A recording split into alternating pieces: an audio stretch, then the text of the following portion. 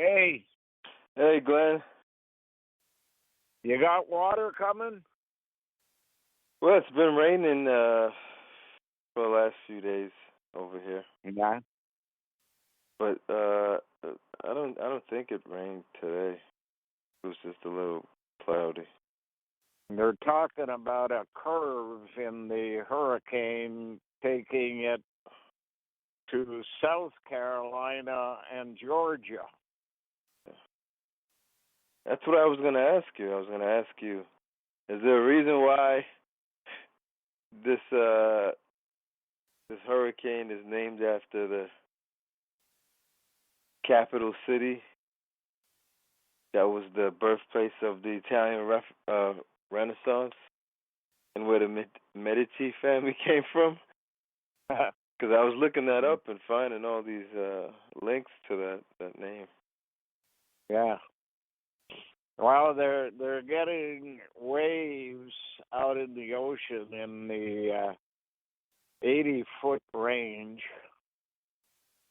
They're getting warnings of storm surge at 13 feet. So, Well, I gotta have a weather. It's like a weather alert application on my phone, and it said that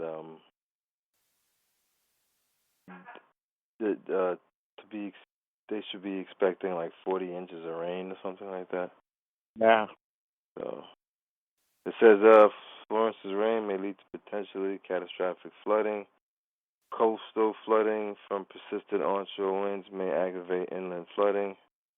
This is due to Florence's forecast slow movement for several days. Imagine what the circumstances would be if the hurricane chases people inland. Yeah. They're all in cars or in motels, and then another surge comes not from the ocean side, but from the land side, like the Lou at the Sioux is going to do. Yeah, that's what I was thinking. You get caught in the middle between the two. Yeah. Get pinned down. Yeah. No place to go. That's one scenario. I mean, it's just the other day, it was the New Year, I guess the Jewish New Year. They have a different calendar. It was Rosh Hashanah. And 9/11 yesterday. Yeah. So it would be like a traditional thing, I guess.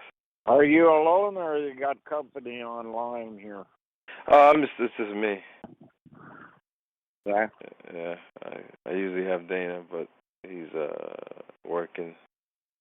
Yeah. So didn't want to bother him. Well, I last night got messages from the cell saying you got to be direct because they're not listening.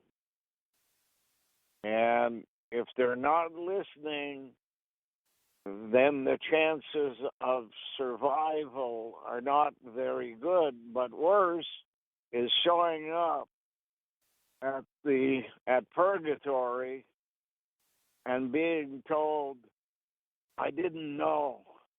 Yeah. I didn't know. Why weren't we warned, Yeah. That's what stuck with me. And we've been trying to warn them since at least the year 2000. Yeah.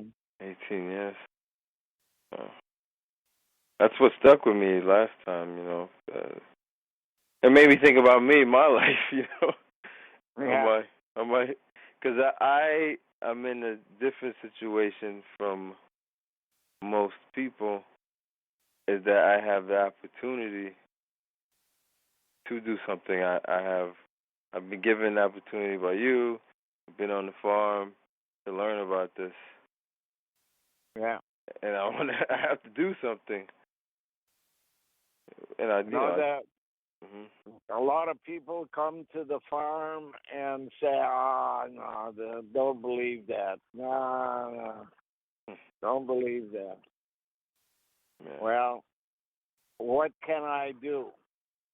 I can't tie them down and say smarten up.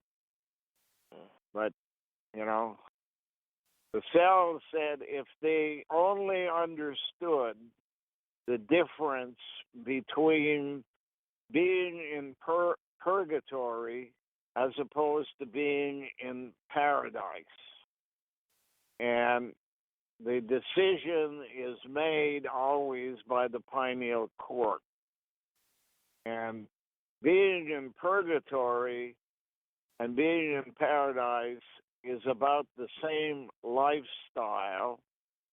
However, in purgatory, you never meet anyone you know. No mother, father, wife, children, cousins, teachers, nobody you ever met will you see while in purgatory. And the only way out of purgatory is to get someone on earth who's been left behind to do something to warn the people about what will happen later. And if they don't, you stay in purgatory. If they do, you move on to paradise. That's difficult though, because people already don't, like you just said before, they'll say, "Oh, I don't believe that." So they're going to be dealing with that same situation. Yeah. From their perspective, so it's kind of that's a challenge. And you said previously that the cell, they've looked all over, and it was you were the only person they found. Yeah. That considered what they were saying. Well, they called it earned it.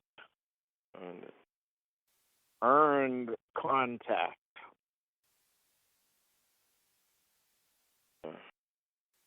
Well, from what I know, like every once in a while I'll find there'll be people who will contact me by email, and there's an audience out there who are listening to this material. Yeah. But as far as, I don't know if they have contacted you or not. Some have. However, because they don't warn me ahead of time and they call without any ID, the cell won't answer the phone. So I have to probably get that message out to these people. Yeah. I mean, I know I told the people in Scotland, guys over there, they seem really interested in what they you have to say. to give you their phone number and then call on that phone number within a matter of a day or two, because I'll lose the papers, too many things. So, and preferably you call and say, this guy will call tomorrow. Okay. That lady will call within a day or so. All right, I could do that. I'll tell them, because I did get two phone numbers from the guys in Scotland, and they've been wanting to talk to you. And the guy was telling me that he felt he didn't. I gotta know ahead of time when they're going to call, and I gotta be watching for the phone number. I got perfect much timing to do alone here, Yeah. So I'm not sure how many How many animals do you have left? Do you even have any left on the farm, or they I all? have a new goat, Oh, okay. 4 goats now, but we used to have 18. Yeah. No more chickens. We used to have 100. No more chicken. Wow. Mm. Wow, man. No more sheep. No more pigs. Wow. All we're down to is 4 goats and lots of cats. How much does that cost? Would you do that? Would you if somebody were to buy like some livestock from another farmer? I can't take care of them. Don't have enough hands. Don't have enough hours, especially in wintertime. Oh. Yeah. Can't Jeez. do all of that alone.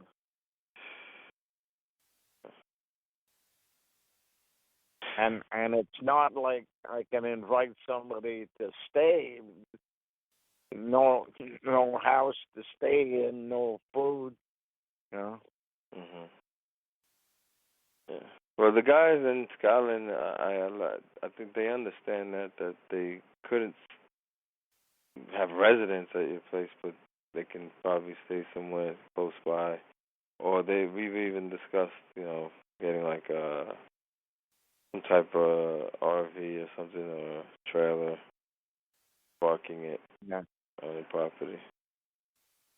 Well, if they have an RV, they can drive to town for meals or whatever. Yeah. Buy you a pizza. Yeah. Yeah. So what's your diet like? You just eat like soup a lot? You just make soup? Most of my diet is tortilla as bread, Mm-hmm. and on there either cooked ham in a can, or cooked beef in a can, or cooked fish in a can, and then on top a pickled egg. I can buy pickled eggs in boxes of 12 jars. There's about 9 eggs in a jar, and every time I make a equivalent of a Mexican sandwich with the tortilla, I put the meat down first, or fish, and then I put pickled egg chopped up on top. That's what I eat most of. I have soups and stuff like that, but until this summer, I didn't have a little gas stove for picnicking with, Mm-hmm. and you can't use that in the wintertime because it freezes. Butane doesn't flow in temperatures lower than freezing, 0, 32 in your language. With the canned food, I remember I bought a whole bunch for you. Just Yeah. something like you gave it all to the cats. I Yeah. remember. I mean, I eat tuna fish too, pretty regularly. I eat that. I prefer salmon to tuna. Yeah, I love salmon too. But it's expensive though, It's good, but I mean, I'll buy it. I have these little cans of what's called Paris pâté. In French, it's pâté pâté, and sardines. And the sardines I have come in a can, clover leaf, and there are between 16 and 22 sardines in a can. They're little ones compared to most sardines you see in stores are Brunswick or something like that, where they call them sardines, but only 3 or 4 fit in a can. Whereas the clover leaf has a minimum of 16, maximum 22 fish.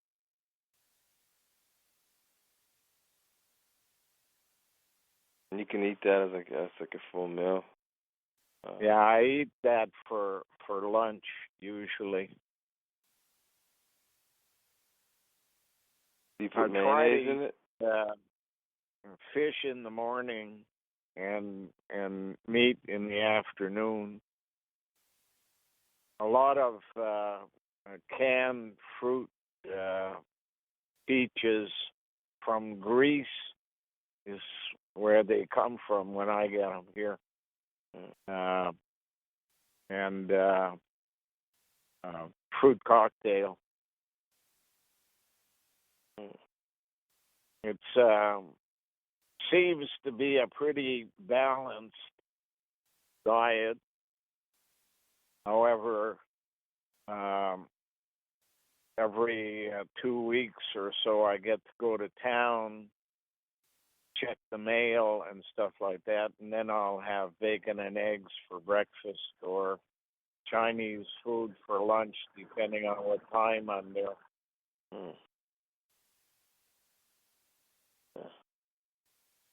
I mean, I usually I've been doing this for months now. I have a salad, right, in the morning with 3 eggs, hard boiled eggs.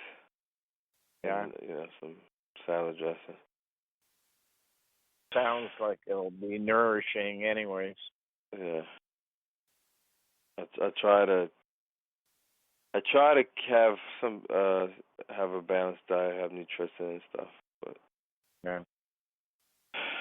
I mean, well, my biggest worry is my neighbors are so stubborn that if they haven't read it in the paper or seen it on TV or what have you, they believe the rumors set out by the government years ago when I initially wrote to the government and said, I'm applying for a disability pension. My disability is political. I tell the truth, and that means I have a disability. Mm-hmm. And they responded by saying, you have a disability, but it's mental. For protesting on Parliament Hill, you are classified as mentally ill.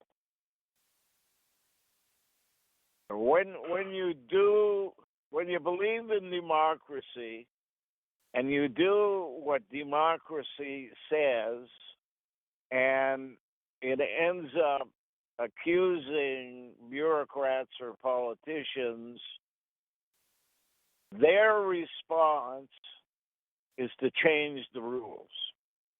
Whatever rule you use to get the charges laid against them, they are told by the media, like Globe and Mail newspaper mostly, to change the rules so that things like you did would not happen again.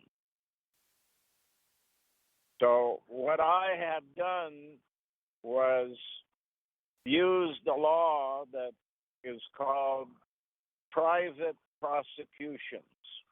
under the democratic system. If you have evidence, you don't need the permission of a prosecutor to lay charges. As long as once you lay your charges, there are witnesses that can be called by the court, and those witnesses will confirm what you're saying. Then the judge or justice of the peace can lay charges against the accused. And that's what I did. So immediately after they were charged in June 1991, by September, the Premier of Ontario, Bob Rae, and the Prime Minister, Brian Mulroney, had met together and said they had to change the rules. So as to eliminate the possibility of private prosecutions, they said, even if it's a private person who comes rather than a policeman who comes, you have to get permission from the prosecutor to move forward. Well, of course, forget it, because the reason you're going the private prosecution way is because the prosecutor won't do his job. So immediately the newspapers come out and they say you got to change the rules. And I think I've told you this before, but my lawyer, who was a high-ranking staff sergeant in the RCMP and retired and became a lawyer, and then was working for a law firm to get his practice started. They have a word for that. I forget what it is. Is it pro bono or pre bono, something like that? No, pro bono means they work for the client free of charge. Oh, okay. All right. But this is training, and once you graduate, you have to spend a year with an existing law firm. Mm-hmm. So he incorporated our institute, and by incorporating the institute, he was familiar with who I was, and then he had to attend a class, and in the class, one of the discussions that the teacher brought up was private prosecutions have to change, or you end up dealing with crazy people like Glen Kealey. So my lawyer, Richard Jordan, got up in the classroom and he said,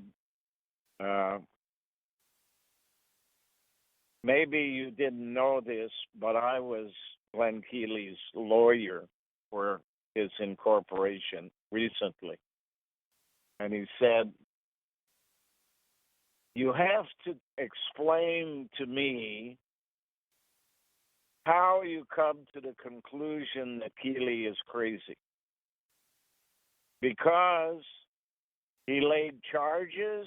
Is that why you think he's crazy? Or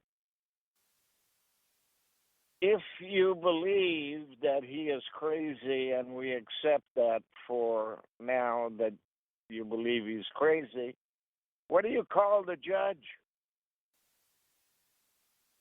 The judge is the one who made the decision to charge the people based upon the evidence, and she's the top justice of the peace in Eastern Ontario. So if Kealey is crazy and the judge accepts crazy people, then you got a point. She's crazy too.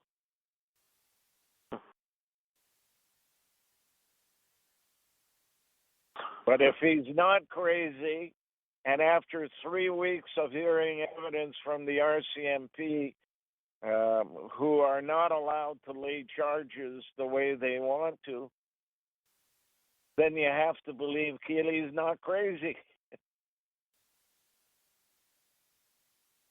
But what difference did that make to anybody? They don't listen. They don't care. If the system says change the law, change the law. So democracy is theoretic. It's a theory based upon illusion. Mm-hmm. Until you broach the problem directly, you don't know that. Mm-hmm. But once you get involved directly and you find out how they act, you get to know democracy is only a concept, not a reality. Seems like most of these forms of running things that they say, from democracy to communism, fascism, Yeah. they're not what they say they are. No, they're not. They are all supportive in some stage of development of monarchs, and in a later stage, monarchs become cosmetic leaders and the bureaucrats take over. In a country like Canada, the deputy minister is the manager of the staff, and the staff are the bureaucrats. And the bureaucrats run the government no matter what the minister or the cabinet or the president says. Doesn't matter what the leaders say. They run it the way they want it, and they have done that since 1789. The French Revolution replaced the monarchs with the bureaucrats. The bureaucrats were good for a while, but then as they started to feel the power that they had, they started using it and finally abusing it. And in my lifetime, being 76 years old now, I can almost see the line that changed from one to the other being in 1972. Policemen who used to be called coppers.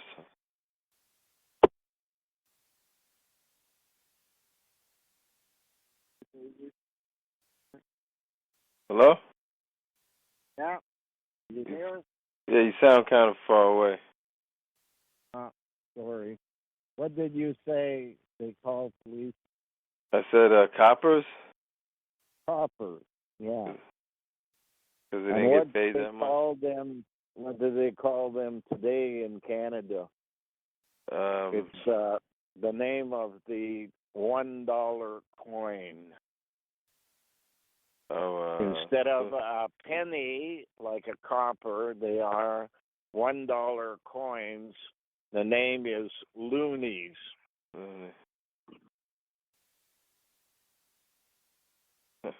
I think they had a list recently in Ontario of all the civil servants that make over $100,000 a year, and most of the top guys were policemen. The very top are the coroners. The coroners are allowed to lie about how somebody died.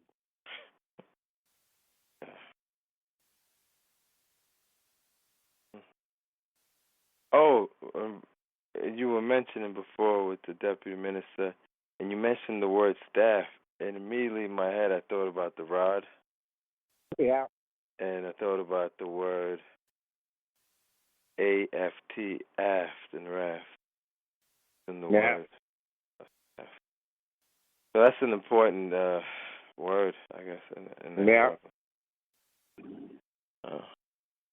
A staff is linked to a electromagnetic deflector, a lightning rod. It moves lightning from the direction it wants to go to another place. And a rod is also called a staff.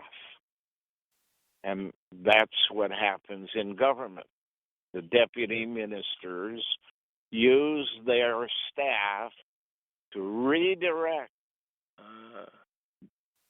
towards a non-obtrusive place the problems that they have. Not to solve the problem for the citizens of the country, but to solve the problems that might point to them as the cause. Yeah. I guess that's why they make no sense. They have no common sense. It makes sense. No common sense. No. It makes sense in terms of their keeping their career. Yeah. They have one thing in mind, and that's a journey that begins with being hired, getting raises and promotions, and retiring with a big pension early. That's their path. And anything that gets in the way of that is in trouble. Yeah. Yep. And that's And of course democracy gets in the way. So forget democracy. Demo crazy, right? Yeah. You'll have to hang on a second. I gotta go. All right. And I'll be back in a minute. Okay. I'm back. I'm here. Okay. You know, it doesn't matter how you try to help most people. They are good people with a bad program. And therefore don't want to listen to something they have not been pre-programmed with. They will not consider that there's another story. And that is what really gets them when they hit the wall and they die, and the part of them that survives ends up in purgatory, which is basically saying you're going to have to purge all of the conservatives, not in the political sense, but in the lifestyle sense. The conservative people are those who don't want change. Yep. I've noticed that. And if you don't change when you're wrong, you're heading for a long, long time in purgatory. And a lot of people don't even get a chance to resolve the problem.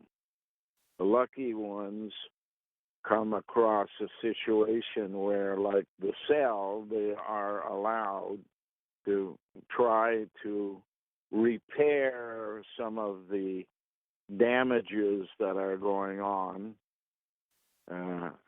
in order to gain the right to move from purgatory to paradise. And in paradise, you have access to everyone you know if you want. That sounds a fun place to be. Meet people, you know, you've met. Hey? Meet people. Now, when you meet people, as far as family members, co-workers, are you meeting people from just this life or previous lives? I have not gone into any of those details with them, so I can't answer that question. Because when you're born more than once, you're not allowed to remember the past in the sense of you having the immediate knowledge. It has to be regained, Earned, while you're here. Yeah, that's the understanding I have with this past lives and genetic memory. It's like something has to jog it. It's like something has to. Breastfeeding appears to be the best way to pass on knowledge from mother to child. That's why they have the Similac, right? To stop that. The baby formula. Yeah.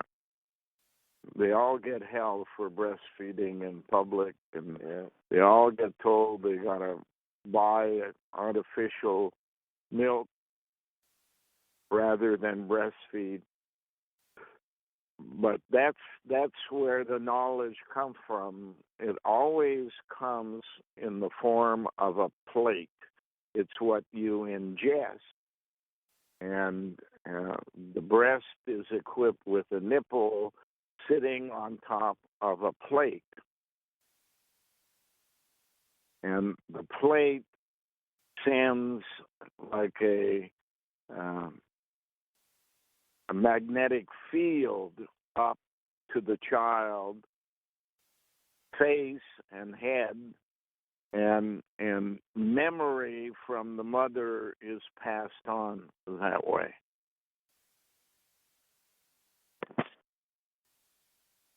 So it's a feeding not only for the body's survival, but for the brain to function. And if you don't allow that to happen, of course, your bad programming evolves. Oh, by the way, Dana's on. Surprise guest, Dana. Hi, Dana. Hey. So you're not at work? I'm at work. I'm in the bush. But I can call. Yeah. Yeah. It's one advantage about having a cell phone is doesn't matter where you happen to be. Yeah. That's so everything. Convenient. Sorry. Go ahead. Yeah, I was gonna say, so everything that around us is all about promoting this bad programming. It seems, right? Yep. We're not job. to blame for being programmed because we had nothing to do with it.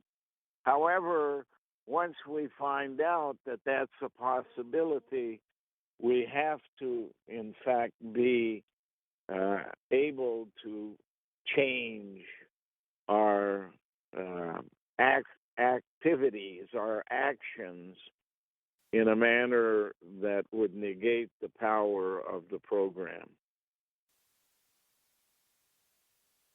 But if we don't want to believe that we don't have the entire truth, then it becomes impossible to change a program that you believe.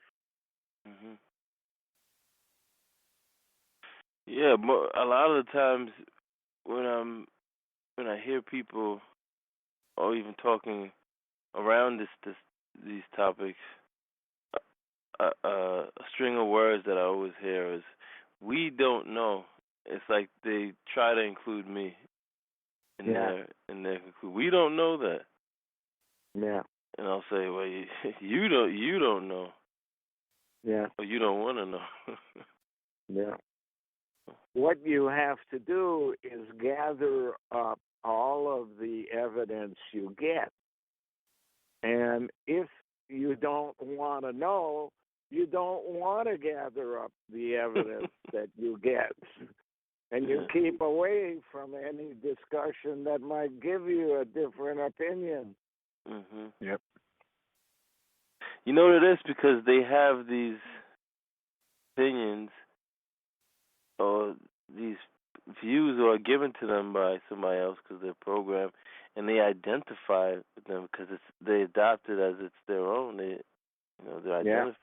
So if you say something that goes contrary to that ego starts the defense mechanism starts to play a role. Also, it's an age thing too, because someone who's 45 years old thinking, "Wow, I spent my whole life living in this lie." Either if someone was already like a digger and kind of could see those things throughout their life, then maybe they'll, convert over. But a lot of people, they don't want to. It's that ego again. Like, they don't want to admit that I've been wrong for 50 years, and your little 30-year-old butt is going to tell me I'm wrong. Like you haven't seen anything. Yeah, absolutely.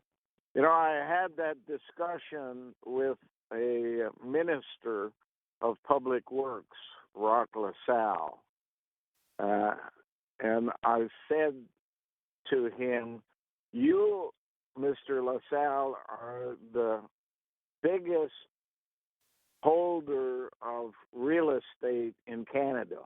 You manage buildings that number in the thousands.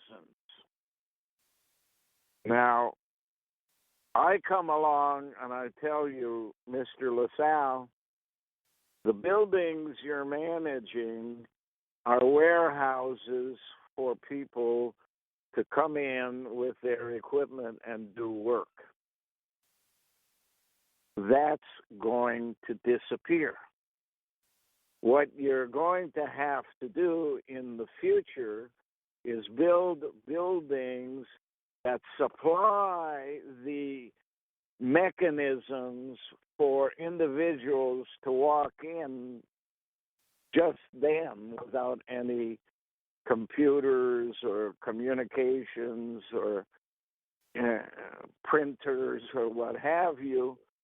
And they're going to rent a space that allows them access to your new intelligent building." And he looked at me and he said something to the effect that, "You mean to say I've spent 60 years learning about buildings and now they won't exist?" I said, "Absolutely right. So I don't want to hear any more." Yeah. Well, there's different approaches, I guess, when you're dealing with people. I know your approach would probably be because you're older. You just come straight forward. I've also tried being more like tacit, like this, kind of not as direct, because I know if I just come direct, there's going to be a point where I have to be direct, but like at first, I just throw ideas out there, and if they want to think about that, it's up to them. But you got to remember, Jared, that I stopped thinking program-wise in my 40s.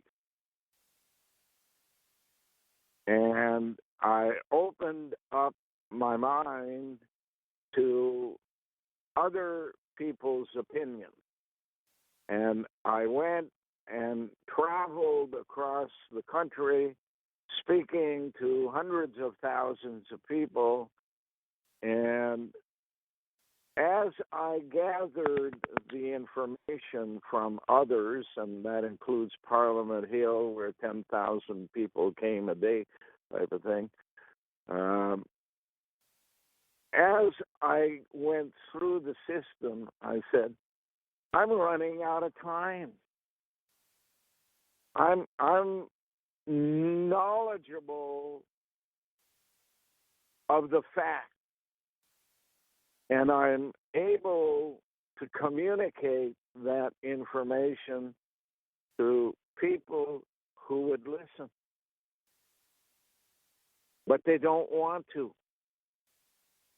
I'm going to meetings where there are 400, 500 people, or 60 or 80 people, and I should be telling people in the thousands, but the ones who control my access to those people are the media, and they alone have discussed among themselves a plan to deny me access to a broader audience. And I can tell the minute I walk into a newspaper and they hear my name at the front door, don't want to know, don't want to hear. I've been living on this farm for 18 years. Now, you're not going to tell me that a local newspaper decides on their own not to cover a guy who's moved in from the nation's capital, having spent 3 years on Parliament Hill and succeeded in charging the top 3 maladies in the country, the commissioner, the assistant commissioner, and deputy commissioner of the RCMP, with failing to do their job, aiding and abetting criminal politicians, charging the criminal senators and cabinet ministers and everything. And he's moved into our little locality. We don't want to talk to him. We don't want to report on him. How did that happen in a little community away from the center of power where all of this stuff was made public? And 3 days later, a newspaper said, just watch. They're all talking to Glen Kealy today, but in 2 or 3 days, they'll forget all about him. That was a message from the top media people to all the reporters. We don't want you knocking on the editor or publisher's door with a story on Kealy. You have 2 or 3 days. That's it. After that, nothing. And I went across the country and was asked to speak on open line shows. And the minute I got there to do the show, the people had been told that they shouldn't have asked me to come. But they had made announcements, so they had to let me on. And afterwards, that was it. No more. And that was in big cities like Winnipeg or Vancouver and little towns in the bush. didn't matter, always the same thing. And in 18 years I've been on this farm, having caused the Canadian dollar to fall by a cent and interest rates to rise by 1%, having charged politicians at the highest levels and policemen at the highest levels, and having the Premier and the Prime Minister get together in order to figure out a way to stop me, not one reporter has come here. One guy in a newspaper in town was told by Jennifer that she had some documents that she wanted to give him as a message on his telephone. One guy sent his wife to get the documents, and she asked Jennifer, "Is it true that you were born in Canada?" How would she get into any knowledge of any of that unless a discussion had occurred? That's what's happening in democracy. It's not working, and it cannot work as long as the story continues that they're not to talk to me. And it comes from the top down. And in Canada, the top newspaper is on all businessmen's desk in the morning, called a Globe and Mail. The second one, the left-leaning one belonging to the Chinese, is called the Toronto Star. None of them have allowed their reporters to speak to me since the charges were laid and I left Parliament Hill. None of them. No radio stations, no TV stations, no local newspapers. I'm thinking probably not even schools would allow students in journalism to talk to me. It's a crime that deserves and will get punishment. And the punishment they will get is eternal.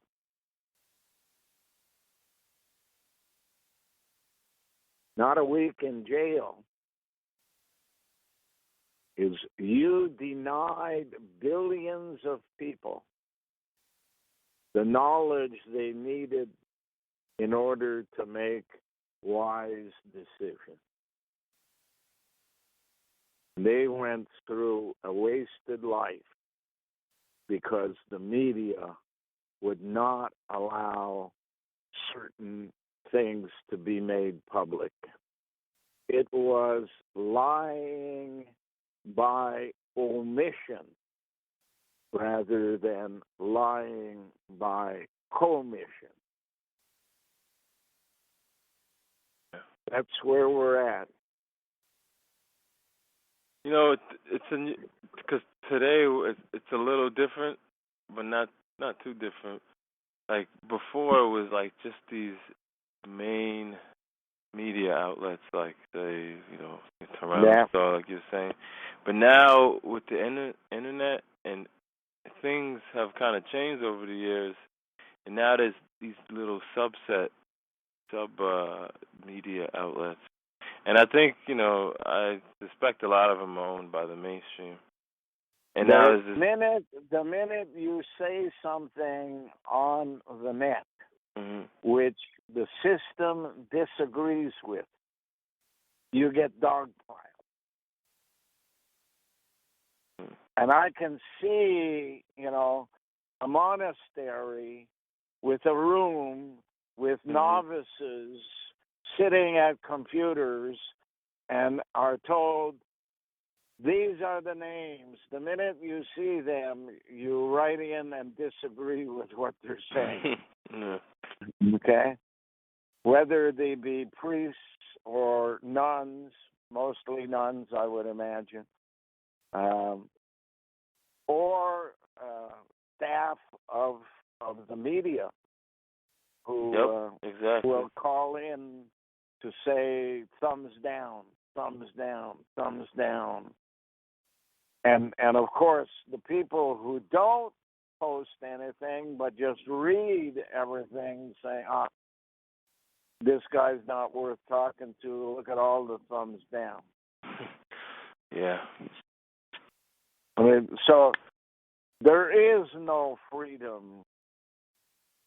You know, I basically stopped printing the newspaper, the Keeley paper, because I said I can do it on the net and reach a lot more people. Wrong. You can reach a lot more idiots. Yeah, exactly. You can reach a lot more people who've been paid to deny what you're saying and make it appear as if you're the stupid one. Mm-hmm.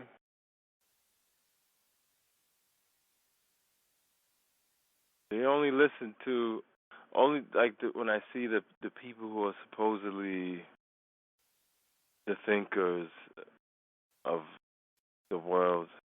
These are authorized people, you know. And the things they talk about are so.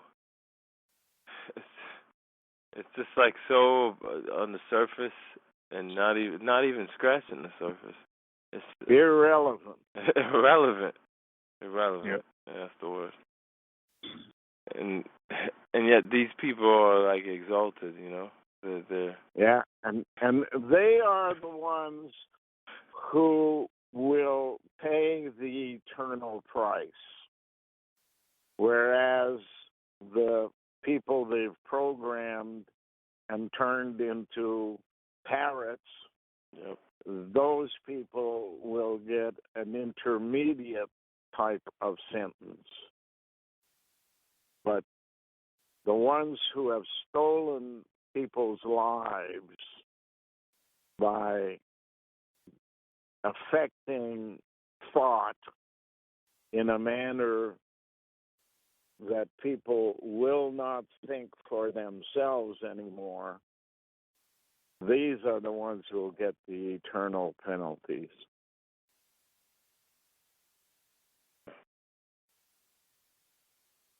Yeah, because you're locking people in a cage that they can't see. You know. Yeah. That. Well, gentlemen, I gotta go. Okay. All right, Glenn. All right, Glenn. We'll talk to you again, Dan and Jared. All right. I'll call you again. By the way, is it Dana or Danny? You can call me Danny. Oh, but it's Dana. Danny. Okay. It's Dana. It's Dana, but you call him Danny, so that's actually my middle name. Okay. Yeah. Talk to you. All right. Bye, Jared. Bye, Dana. Glenn. Bye, Glenn. Bye. Bye.